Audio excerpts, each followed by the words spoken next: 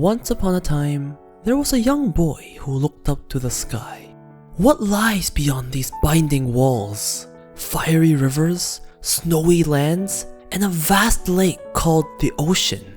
Plains of endless boundaries. That's right. Those who walk these lands and see these sights with their own eyes are truly free. That's why, to go out of the walls.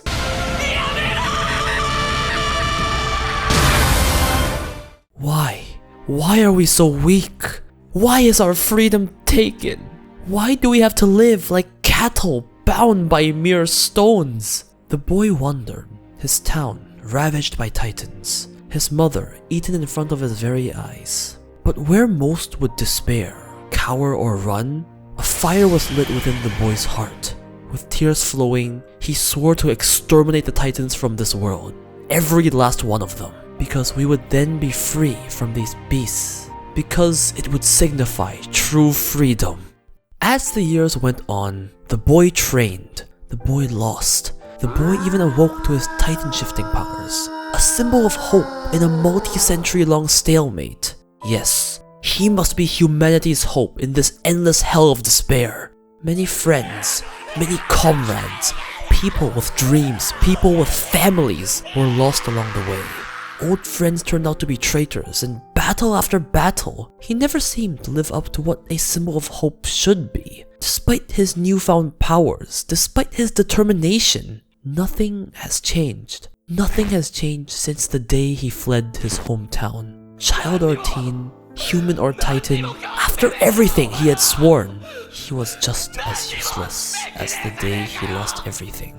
Battle after battle, he was the one getting saved. Battle after battle, comrades gave their lives just to protect him. Battle after battle, he lost. He couldn't protect anyone. All he could do was sit and watch as his people get eaten alive. Just like that very same day, nothing has changed. Yet, he has no choice but to keep looking forward. He can still become stronger. He can still be that symbol, right? Sometimes a revelation can change your perspective on things. A simple piece of information is enough to flip your beliefs, your morals around. The boy's power was a power stolen from where it belonged. What he wanted to believe was his own strength was anything but it. It was a power handed to him on a silver platter. A power that could have saved the world, but instead stolen, given to a useless brat like him. How could he atone the sins of his father?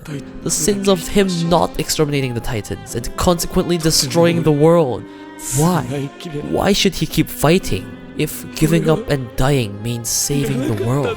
Yet, if his friends were correct, maybe that wasn't the case. Maybe there is some other purpose for this power, or so he is told. The boy now understands that he was the weak one, spouting all that idealistic bullshit when the only thing he had backing it was a robbed power and a whining, depressed kid. A kid who betrayed himself, using the power of what he swore to exterminate, thinking it was his own strength all along. So he punches himself and moves forward as he always had. That's right, humanity has him. He can still fight on. He can still be the symbol humanity needs. For the first time in history, humanity fights to reclaim a wall, a significant amount of land, taking back what was taken from them. Through a vigorous battle and hundreds of fallen comrades, the boy comes to a realization. Humanity's hope wasn't him, it was his best friend. His best friend had been seeking the freedom of seeing the world beyond the walls, fighting to experience what they dreamt of as children this entire time. But all he had been reduced to was hatred. Hatred of the titans, hatred of the enemy. Kill, kill, kill. The only thing constantly on his mind. Even in this battle, all he could do was watch and obey as his best friend deceived and achieved victory against the most powerful enemy, as he sacrificed his life and dreams. The boy was as useless as ever. He had never been humanity's hope. But perhaps humanity's hope also lies in his dad's basement. Perhaps the key they'd all been waiting for was in the chamber they'd been longing to check for so long. Humanity has not perished. A single phrase that changes the gravity of the world. Was what they were given hope? Despair? It is then that the boy realized the freedom he had been longing for all his life was nowhere to be found. The dreams he saw as a child was nowhere to be found. The only thing that lies beyond the ocean is another layer of hell. As he kissed the queen's hand, a sight too much for any mortal to understand was revealed to him. A sight that showed the burden he had to bear for years to come. A sight that changed everything. The future. The boy saw all, but didn't understand all. However, whatever it was, this very sight would ensure that the boy would never be the same again. Is the future unchangeable? Is there really no other way? He wondered as his battle for freedom continued down an endless path. The years went by. A solution? Not a decent one to be found. Yes, they had learned more about the world, but what good is it if everyone just wants them dead? Is there really no way to peace? He had the power of the founding titan, the power of an omnipotent god, and the stopwatch on his lifespan was ticking away, second by second. He couldn't pass this millennia-long problem to the future generations. He had to solve this now. Perhaps the future he saw. Maybe it is inevitable. Maybe it is the only choice. Marley, the place that lies on the lands the boy once dreamt of seeing. Yet the enthusiasm that once lit his heart with excitement is left with nothing but a jaded mind and an empty shell of whatever happiness used to be. The very land's existence was a betrayal, a guillotine to his dreams. He had already seen everything in his memories. Nothing could surprise him, amaze him anymore. Even the love of his life's near confession disappointingly ended just as he saw. He never heard the words he wanted to hear. There was nothing to look forward to. There was nothing new to experience. Only the future that he needs to move forward to. A hope. Even a slight ray of hope wasn't found anywhere. Everyone beyond the sea really was the enemy. Even the associations desperately defending Eldians wouldn't bat an eye to Paradise Island.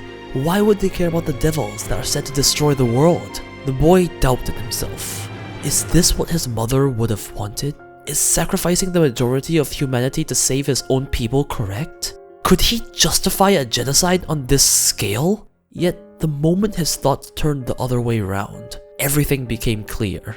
He understood deep in his heart that allowing his people to simply die within the walls was unacceptable. He could not accept that kind of ending. It would be the equivalent of what disgusted him as a child, as a human, living within the walls and dying without knowing why. Everyone, since they were born, is free. Consciously or unconsciously, he believed this his entire life.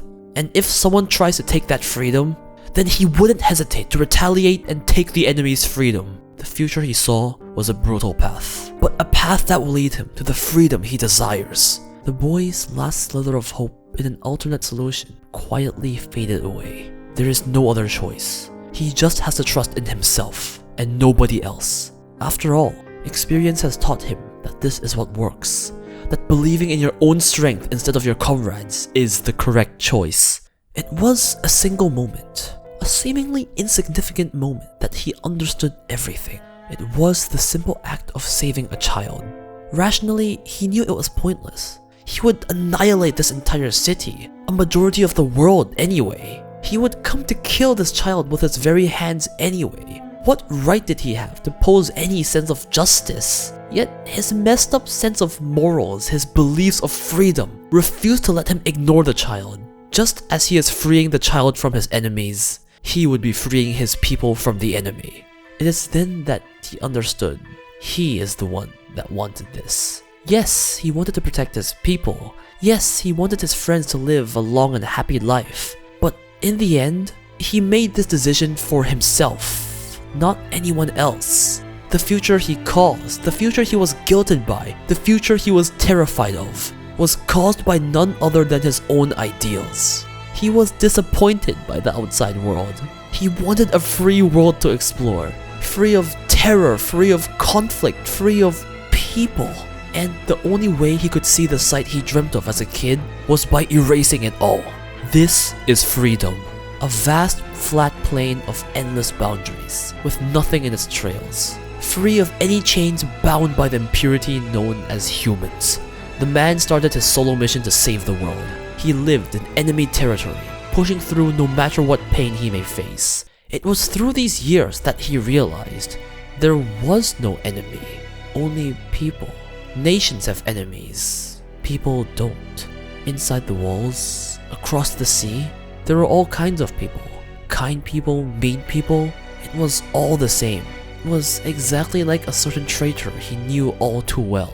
He was here because he had no choice. He had to do what he had to do because the world is cruel.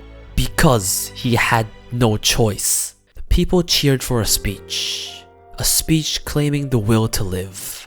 The want to live because they were born into this world. A philosophy parallel to his very own. A philosophy parallel to his mother's. As the world applauded for a declaration of war towards his home, he smiled as he realized the final chances for a peaceful negotiation was over. Even though there were no enemies, he had to do it.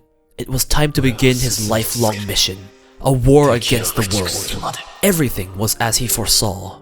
The destruction, the trauma, the death of a precious friend caused by none other than him. Everything was just as planned. He overtook the military. He destroyed his comrades' trust in him. He deeply hurt his best friend and lover. All was to protect them. No matter how broken his soul may be, his body must fight on. He must keep moving forward. Fight. Fight. Those were the words he told himself to push himself to another level of hell. As one violent battle after another continued, he approached his final goal one step at a time.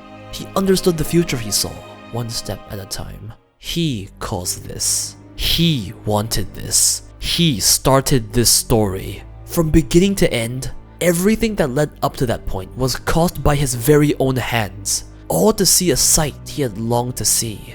And in the end, what stood in front of him was a little girl, a prisoner to royalty, a slave to a timeless order, her freedom stolen. The one feeling the man sympathized with, understood the most. You are free. You can choose, he told the girl as they both unleashed hell upon this world.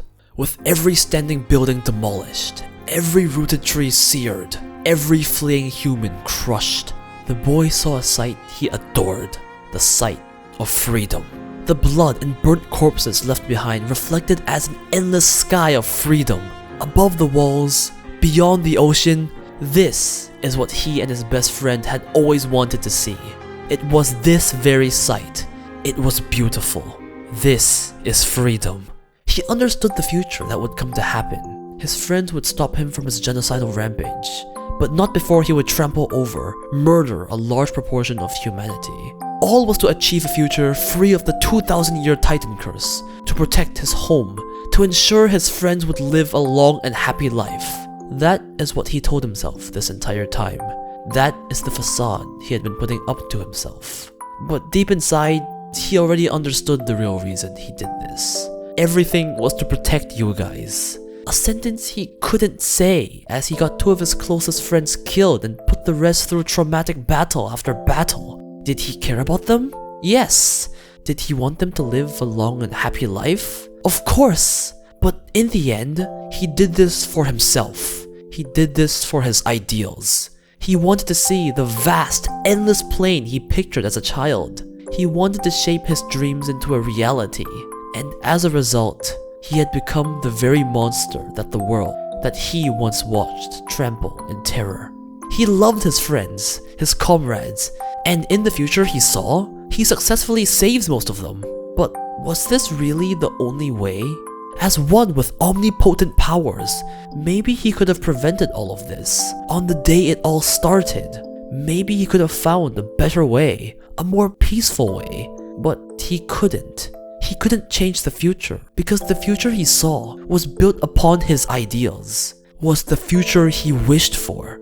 He had to cause everything. He had to kill his own mother because what stood upon a mountain of guilt and corpses was an idiot with an unwavering philosophy, given the power of a god. The very idiot that swore to exterminate the Titans did at any cost. The very idiot who wanted to see that vast plain did at any cost, because it signified freedom. From the day he was born, the boy was free. And from the day he was born, he had always been the same. Because in his very nature, he is a slave to freedom. A slave that will chase his ideals at the cost of everything. To the man known as Eren Jaeger, that is the meaning of freedom. これが自由だ